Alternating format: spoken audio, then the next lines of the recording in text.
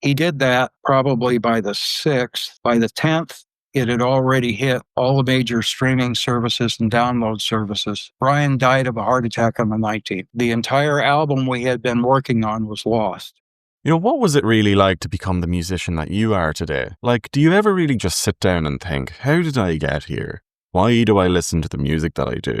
And why do I play the music that I do? In this video, we will be exploring this journey with Chris Steen. How from being inspired by his grandfather at age 5, to playing on the same stage as The Doors and Rolling Stones, to becoming the amazing, experienced Celtic guitarist that he is today.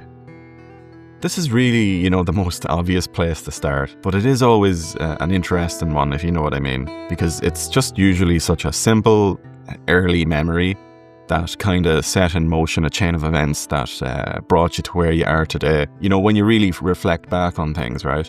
Can you tell me, what was your memory? What was it that got you into music in the first place? It was my grandfather. Shortly after I was born, my mom and dad divorced, and my mom moved in with her mom and stepfather. And he was an amateur guitarist singer, very much involved in the Western music of the time. My mom and I lived with them for several years before my mom remarried. So, of course, I don't remember too much of this, but I was subjected to my grandfather playing the guitar and singing. My mom remarried.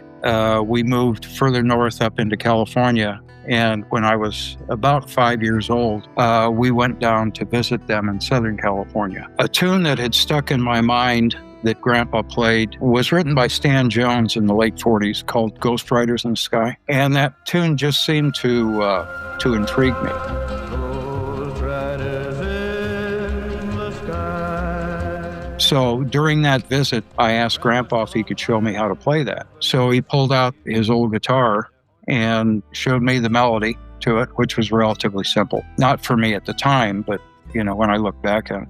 And then he showed me the chords. And during the 5 days that we were down there visiting with him, I learned to play the tune. And so when we were loading up the car, getting ready to go back home up north, he handed me that guitar. And he said, "You need this more than I do." And that started it. That started everything. Here we have his grandfather, passing on the torch essentially, passing on the guitar to Chris at age 5, after he saw that the music fascinated him. It's honestly such a beautiful memory, and I'm fairly sure that a lot of people watching this as well, you also might have a similar experience. But I am curious, please let us know down in the comments how you first got into playing music and why. But anyway, his memory's very similar to mine in a way. My first actual memory was messing with an old black keyboard on the ground in my kitchen, but then I believe my grandfather came along with the good old tin whistle, and then you couldn't get it off of me. I was carrying it around the local supermarket, Tesco.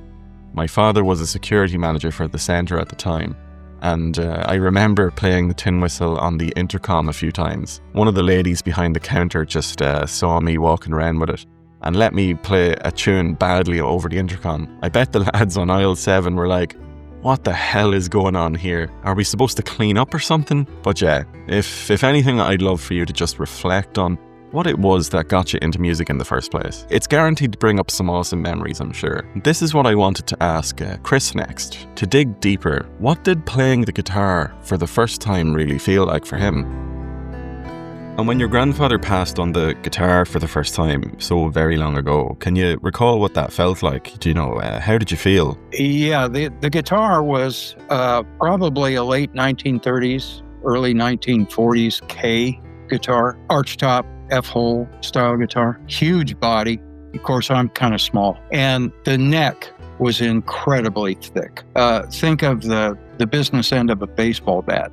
Is what it felt like. And back when they were manufacturing inexpensive guitars back in those days, they didn't put a truss rod in the neck. So as far as the neck being really straight, having good action, that just didn't happen. And obviously the strings appeared to be 1.5 miles off the fretboard. So for little hands, it was really difficult to press the strings down. To anyone who starts playing guitar at a young age, honestly, well done. It's a tough instrument to play. Tin whistle, for God's sake. Any child can stick one up their nose even and play a tune. However, it's true talent if you can play 2 tin whistles with your nose at age 5. But yeah, compared to a piano even, the guitar is absolutely a more steep learning curve. But as we all know, sometimes playing an instrument can fall apart. We need people sometimes to keep us going. My grandfather, along with my parents, kept me going. Without them and me constantly seeking their praise. But my granddad did open my eyes to the potential of music, and Irish music even. But I wanted to know, did anyone influence Chris in the early years? Who was the first person that truly opened your eyes to the guitar's potential in the early years? I'd have to go back to about the 7th grade when I met Jerry Ashford in junior high school. He didn't attend the same elementary school as I did. However, I had heard about his ability to play a guitar. And so I hooked up with him as soon as we both hit the same junior high school. And quite honestly, I'd never seen anybody that could play guitar like that. Jerry started with violin when he was 5. And then his older brother was a classical guitarist that started him on classical guitar shortly thereafter. Therefore, he was very proficient at fingerstyle. And at that time, I was playing on a very inexpensive electric guitar. I was playing rock and roll of that era, which would have been the surf rock, and then, the Ventures, that sort of rock and roll music. After meeting him, I arranged to get together on a weekend. And so his mom drove him down to my house, and he came in, stopped in the living room, started to play a couple of tunes fingerstyle, and my folks stopped him right there, wouldn't let him out of the living room. So he played for about 30 minutes. He had a repertoire that covered everything from the 1940s standards, which I guess you would refer to as contemporary music of the time or jazz, all the way to Chet Atkins tunes, country, western, rock and roll, you name it, he could play it. At that time, I only flat picked. I was doing what all the other electric guitar players were doing with rock and roll. But he opened my eyes to the potential of fingerstyle guitar, and actually taught me my first fingerstyle tune, which was the old English ballad Greensleeves. So that was the first tune I ever learned. I started playing in bands, but Jerry wasn't involved in those bands. That would be the latter part of junior high school into high school, and he was playing in different bands. But finally, in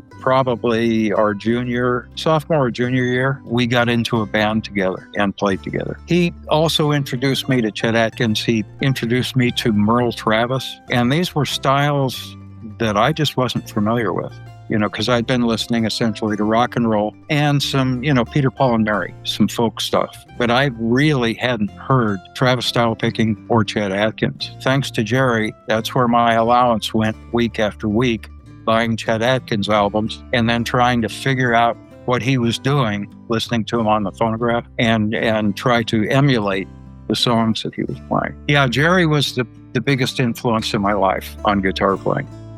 I just loved that whole image there, especially listening to songs in the phonograph and trying to play them back. It reminds me of me running into trouble trying to learn a new reel because Lunasa are just playing the whole thing so fast with a ton of ornamentation slapped in there as well. Slowing it down, trying to figure out what's going on.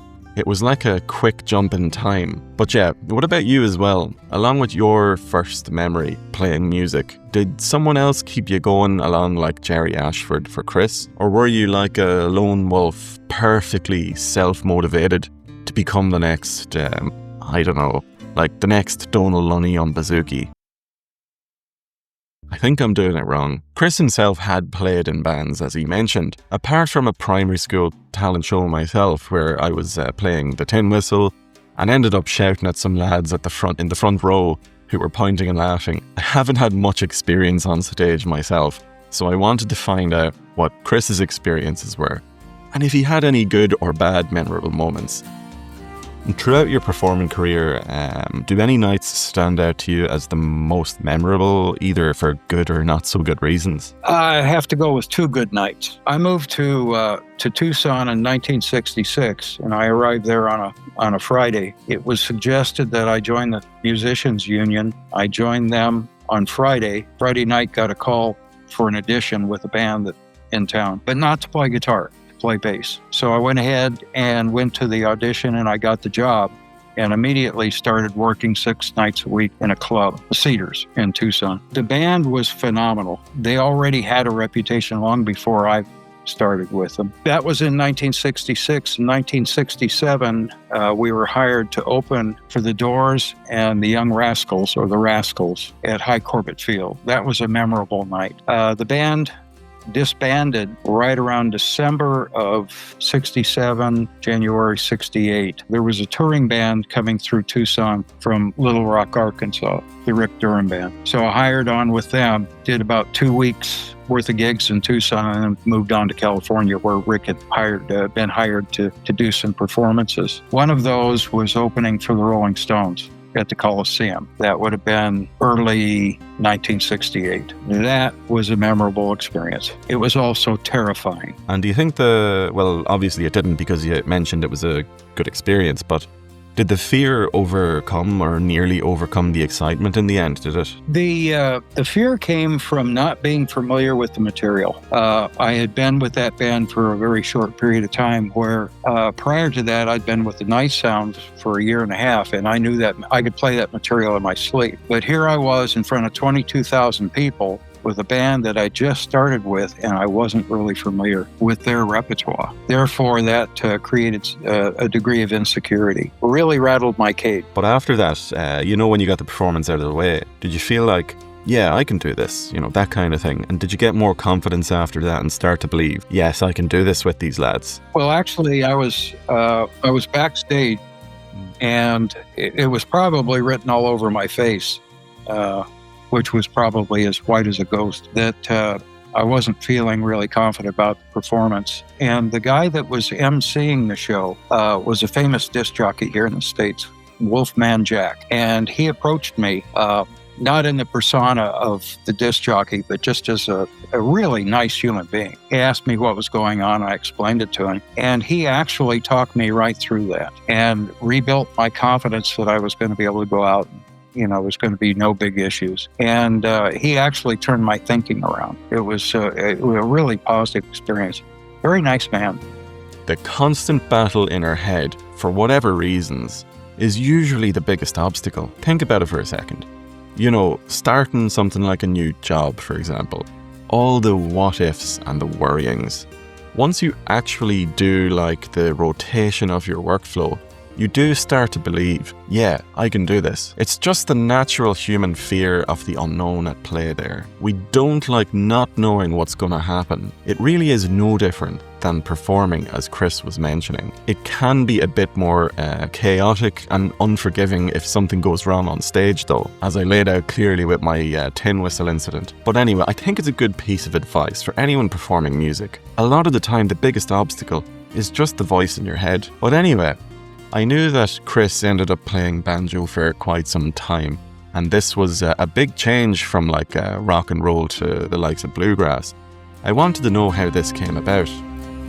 So after all of that, where did the banjo come from? How did you get on to playing banjo then? After the gig with the Durham Band, I went into the Army. When I came out of the Army, I made a conscious decision not to go back into music professionally, because I wanted to buy a home, and banks frowned on musicians because of their source of income, instability and whatnot. So I kind of backed out of music, although I played for my own enjoyment, kept up the 6-string guitar. Then back in the, 1977, 76, somewhere around there, I stumbled into a pub down at the Sears Mall in Tucson, off Wilmot and Broadway, called the Putney Street Pub, and just went in the afternoon. They were having a jam, and it was a bluegrass band, and that was the first time I'd ever been exposed to bluegrass music. It created a vortex that just kind of sucked me in. It was a different emotion than the rock, jazz, or anything else I've been listening to. But what intrigued me was the 5-string banjo, the speed with which that instrument was being articulated, just the overall groove that the thing had. So within a couple of weeks, I was down at a music store in Tucson, and I bought a cheap 5-string banjo and a Earl Scruggs book and said, how difficult can this be?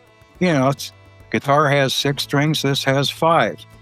Has a fretboard, neck should be slam dunk. Boy, was I wrong. It was a totally different instrument altogether. The highest string on the instrument, which is the 5th string, is in the same position where the lowest string on a guitar is. So it required an entirely different picking pattern with the right hand. And that took a little while to get used to. And then I was being involved in a music that had a syncopation that I wasn't familiar with. And I think the best way I can relate this is I was used to a lot of 4/4 music. Rock and roll, just about everything was 4/4. Every once in a while you'd have a 3/4 waltz or you'd have a 2/4, something of that nature. But what I was running into is 6/8 jig rhythms. And I didn't have a clue how that worked because I'd never been exposed to it before. So that was a major stumbling block, was getting past that, trying to figure out how to get that groove, that feel, in a 6/8 lead line or a 6/8 rhythm. Did you do anything more with the banjo? Like,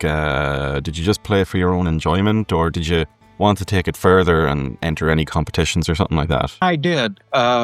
I think I started competing probably in about 1982, and that was at a Bluegrass festival in Ramona, California, and I didn't place. And then the next year, 83, I went ahead and went into the Julian Banjo Fiddle and Guitar Contest. That was up in Julian, California, up in the mountains east of San Diego. And I went ahead and took first place in intermediate banjo. And then in 85, I went ahead and entered again at the same contest, except for advanced bluegrass banjo, and I took first place in that.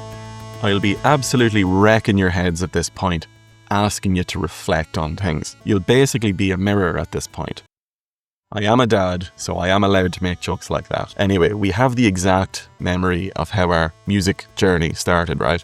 But the evolution isn't one memory. It's either a collection of memories, kind of pinpointing different times throughout our lives. Have a think about it yourself now. Did any defining moments determine your style of music, or why you play or even enjoy listening to the genre of music that you do? Shifting from rock and roll to bluegrass, for example, it's far more complex to describe it as one memory or reason why. But then again, shifting from bluegrass to Celtic music, touching on Scottish and Irish music, of course both fall under that category of Celtic music. That's another big thing. But it all shapes our style.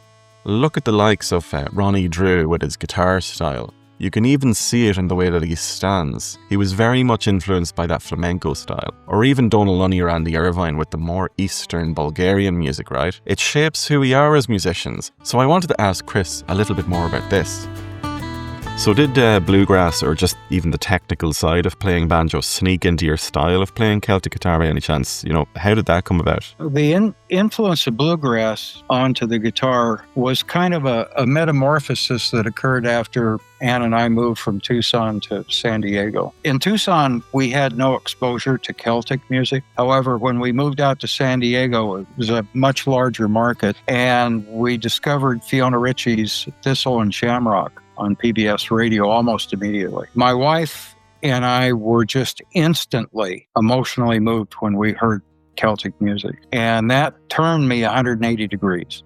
And I started buying more Celtic, listening to it, studying it, applying some of what I was hearing to the 6-string guitar. I was still enjoying the bluegrass, but my horizons were starting to change. I couldn't understand why this music hit me emotionally as hard as it did, and Ann as well. So that started us looking at our genealogy, which neither one of us had ever paid any attention to. Ann is Scots-Irish, and I found out I was Scots-Irish. That kind of gave me an inkling that, this is in my heritage. Maybe that's why I'm feeling what I'm feeling emotionally about this genre of music. And that's when I kind of put the banjo down, went back to the guitar, and started just fiddling around, learning some Celtic tunes, going at it both flat pick and fingerstyle, just writing some arrangements for fun. And I just, the more I played it, the deeper I got into it.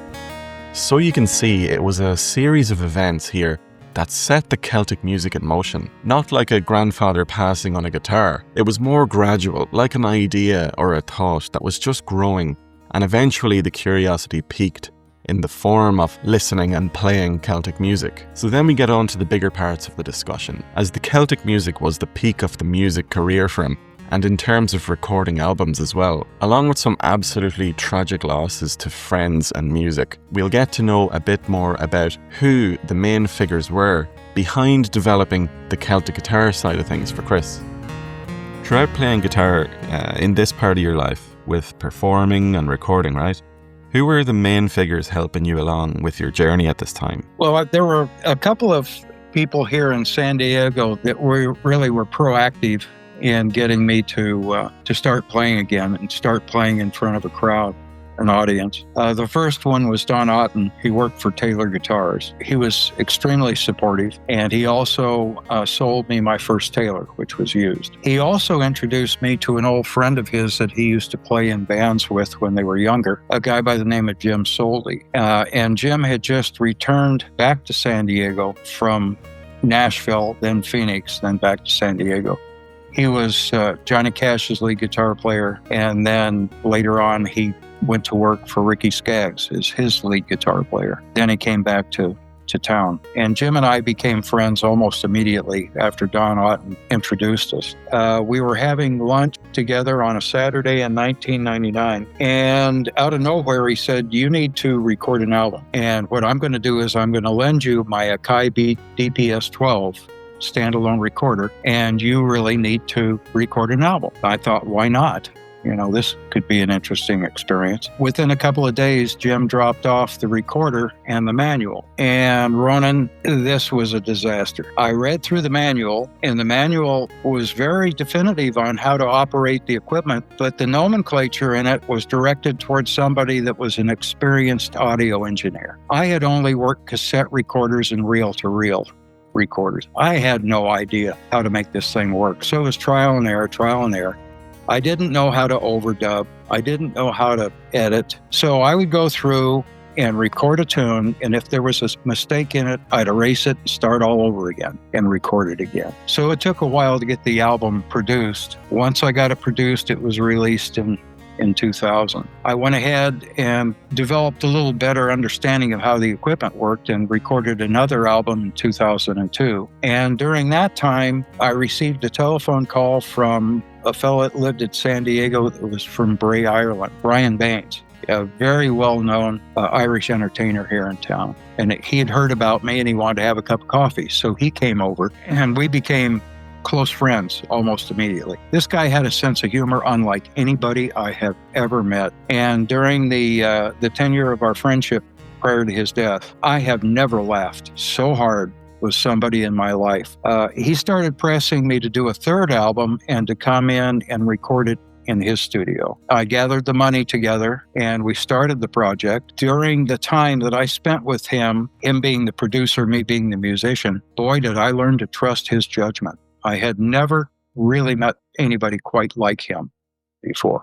Multi-instrumentalist, great guitarist, good vocalist, but he was very intuitive in his arrangements. And he provided me a phenomenal album, one that I was very proud of. So that one came out in 2006. I started another project with him in the summer of 2010, which was going to be my fourth album. And one of the tunes that I wanted to revisit was a tune that was off my 2002 album, which was entitled The Gale. I had done a guitar arrangement of Dougie MacLean's The Gale, which was one of the tunes highlighted in the movie The Last of the Mohicans from the late 90s. I'd been thinking about this tune for several years, and I wanted to revisit it again with a much more complex arrangement. I went in and saw Brian in at his studio, June of 2010, and we had a 3-hour meeting on this song alone, this tune. Literally drew a blueprint of what I wanted to accomplish with this tune. I wanted to start with the main theme, but rather than replicate what was done in the movie, I wanted it done with Celtic instruments. So we're talking flutes, uilleann pipes, bodhrán. As we progressed through the main melody, I wanted to morph into Dougie's tune, The Gale. It's my understanding that Alistair Fraser worked for Trevor Jones for the movie soundtrack. And actually, Alistair was given the task of writing the main theme off the chord progression of The Gale. So the two would intertwine, work very well together. In doing so, you are able to morph from one right into the other and kind of layer both tunes at the same time. So I explained to Brian, this is what I wanted to accomplish. The latter part of June, I went in, laid down the guitar track, and I told him at that time, I said, Brian, I don't care how long this takes or how much money this costs. I want to accomplish this goal. So you do, and I'd learned to trust him. So I said, you do what you think is right. I got a call right around December the 1st to come over to the studio and listen to a rough, which actually wasn't a rough. It was pretty well, totally mixed, just hadn't been mastered. And it brought me to tears. I could not believe what he had done. There was 44 tracks of instruments in this.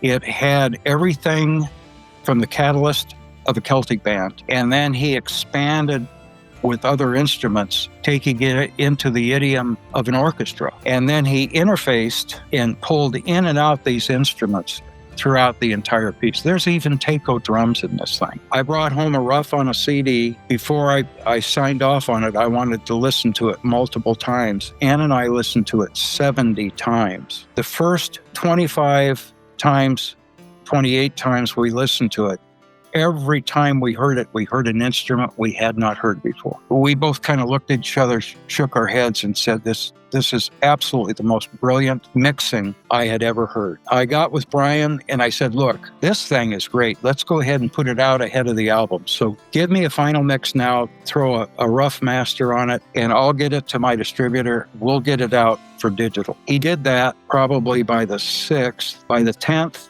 it had already hit all the major streaming services and download services. Brian died of a heart attack on the 19th. The entire album we had been working on was lost. Obviously, his home was going to go into foreclosure because he wasn't there to make the payments. Myself, Jim Soldi, and Brian Caldwell, it was requested that we go in and disassemble his studio. If I hadn't requested that mix, that would have been lost. To this day, which is 15 years later, it is my number one streaming tune. It's the number one download tune. The next one below that is Doogie's The Gale that I did in 2002. And then amazingly, the latest tune I just released, Winter's Rage, that has stayed in number 3 spot since 1 week after release. Like I said at the start of the video, the road is never really easy. It's one thing to lose the project you were working on, but a friend along with that.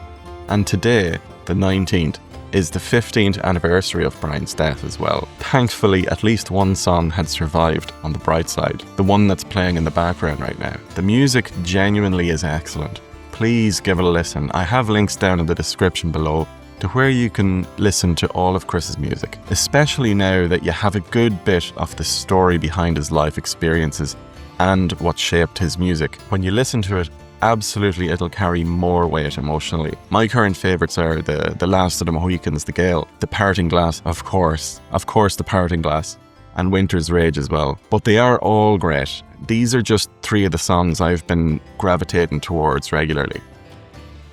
You mentioned a little bit about your Irish-Scots ancestry before. Did you ever try and trace that back? I got curious about my genealogy and get kind of a deeper dive. And I was able to get one of my relatives to Xerox me the genealogy portion of the Dean family Bible. And that was really a wealth of information. What I discovered is that my grandmother, Lila Mackay, her father, John Mackay, had crossed over the St. Lawrence River crossing in 1873 from Nova Scotia. His father, Daniel Mackay, had left Scotland for Nova Scotia during the time of the clearances, which, as you're well aware of, lasted about 100 years. Mackays were well ingrained in the Sutherland area of northern Scotland, and that was being hit hard by the English. Literally, they were eradicating the population up there. Now, it's not on the recording there, but in previous discussions, it was mentioned that when Chris traced his ancestry all the way back, that he found to be a distant relative of Thomas Moore, the well-known poet and songwriter from Dublin, and that, unbeknownst to him, prior to looking up ancestry, he had already done his own recording of one of those songs that he has attributed to Pretty Girl Milking a Cow. So it was all pretty cool stuff. All in all, we've went from starting at the age of 5, all the way to playing in bands in school, winning bluegrass competitions, recording albums with the help of the likes of Jim Soldi and Brian Baynes. A wealth of experience here. Chris and I share similar opinions on the AI music stuff that's coming out, especially on the artistic side of things. So I had to take the opportunity to ask him what his thoughts were on it.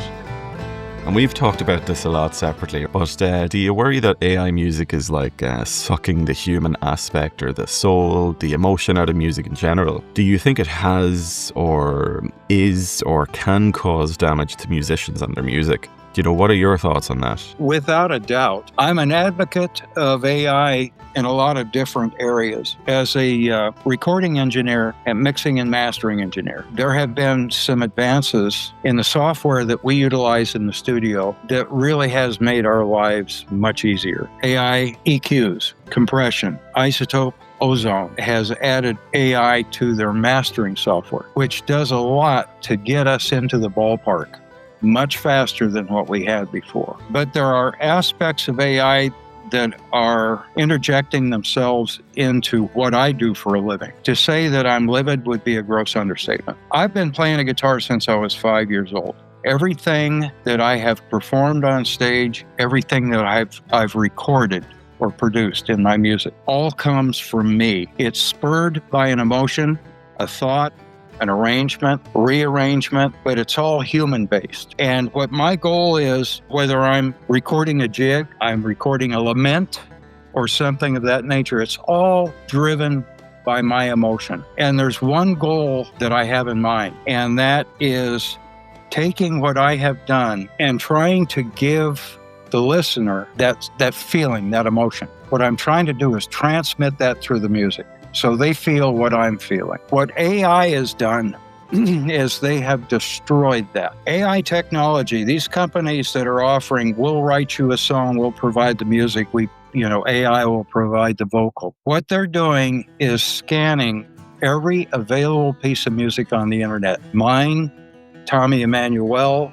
Jim Soldi's music, you name it, it's all being scanned, it's assimilated into their databases, and that's what they're utilizing to create music. It's very sterile. It has no emotion behind it. So when somebody says, yeah, I'll pay $6.99 and have you write me a hit tune that I can put on Spotify, there is absolutely no emotional communication. It is being done by an android. And at the same time, what they're doing is they're infusing this music into the streaming and download websites, Spotify, Apple Music, iTunes, Amazon Music. So now those artists that are out there, millions of artists that have their music out there, we're competing with AI. The artists that are being listed don't even exist. The photographs of them generated by AI, the music generated by AI, the vocal generated by AI. Yet their database is taken from all our volumes of work,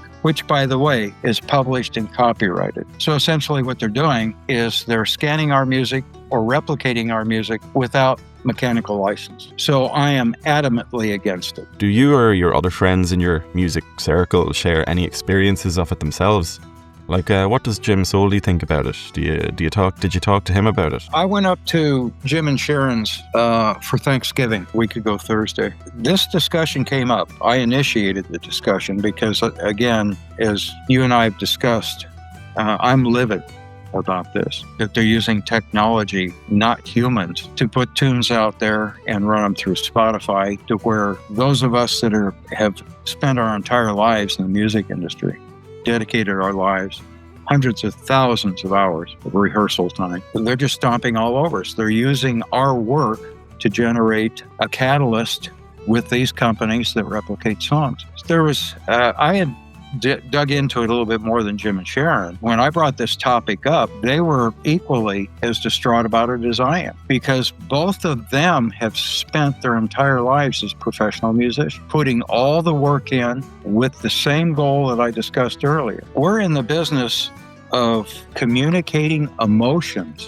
We're trying to move our audience, instill an emotional response. Only a human can do that. And that's not just in live performance. When we spend all the time in the recording studio, we're trying to accomplish the same thing for the music consumer on the other end of the streaming service or the radio or whatever. That's the goal. AI is pulling the blanket right out from underneath that. It's fake music. There's nothing there, there's no human there to write an arrangement for the sole purpose of communicating emotion. It doesn't exist. I don't want to take away from the video by ranting about AI. An awful lot of things are good about it, but I'm sure you can share your own opinions on it down in the comments below. I'd love to know what you think about it. The current big platforms that are making the AI music are marketed for all the wrong reasons, I think. You can use it for free, but for all the features, you gotta pay a little bit of money, like a subscription. But it's marketed towards write your own songs, create your own song. It's not obviously going to be marketed towards something like stuck for background music for your elevator, want to make those moments with strangers extra uncomfortable, or even try and spark a romantic movie scene in your local shopping centre. Look no more than Suno, the AI software specialising in elevator music to fit any moment you want your customers to experience. No, they'll never make money off that, will they? They never will. Of course, there's a lot more money in marketing it towards, have you ever wanted to write your own song but you can't? All you gotta do, write a few words, get your song downloadable as an MP3 with the ability to upload it to any streaming platform. And some people do this incredibly well, as you can see from my most recent video, which if you haven't seen it, I highly recommend you do. It was good fun. You can see that YouTube is absolutely plagued with this stuff. Some are absolute garbage, and some are actually near impossible to tell the difference, tell them apart from real songs. I also couldn't find any real human performances by searching for Irish songs or Irish music, bar only one. So yeah, check it out when you can. But anyway, I really enjoyed doing this video with Chris. He's an absolute legend with a great story. I'm thankful that he reached out to share his music with me. So thanks a million, Chris. If you haven't seen my other video where I had a chat with Hank Riedel on his version of the popular song The Rakes of Mallow, I highly recommend checking that out too. I have a giveaway currently going on that one, which will be ending by Christmas. The winner will be announced on a channel post and or a video around Christmas. You can win something from the Inside Irish Music Shop, so familiarise with the stuff there too. So please check it out if you can. Hank has hands down the best version of The Rakes of Mallow out there. It's kinda like Thin Lizzy's Whiskey in the Jar. Also, if you'd like to do a video like this with me, just reach out via email. You can find it on the channel page. Everyone at the end of the day has a story to tell. As well as that, I want to give a shout out to all the channel members. Thanks again for all your support this year. It still blows my mind that one person who isn't me would support the channel like that. So really, from the bottom of my heart, thanks so much for everything. And with that, I'll leave yous all to it. Thanks a million for watching.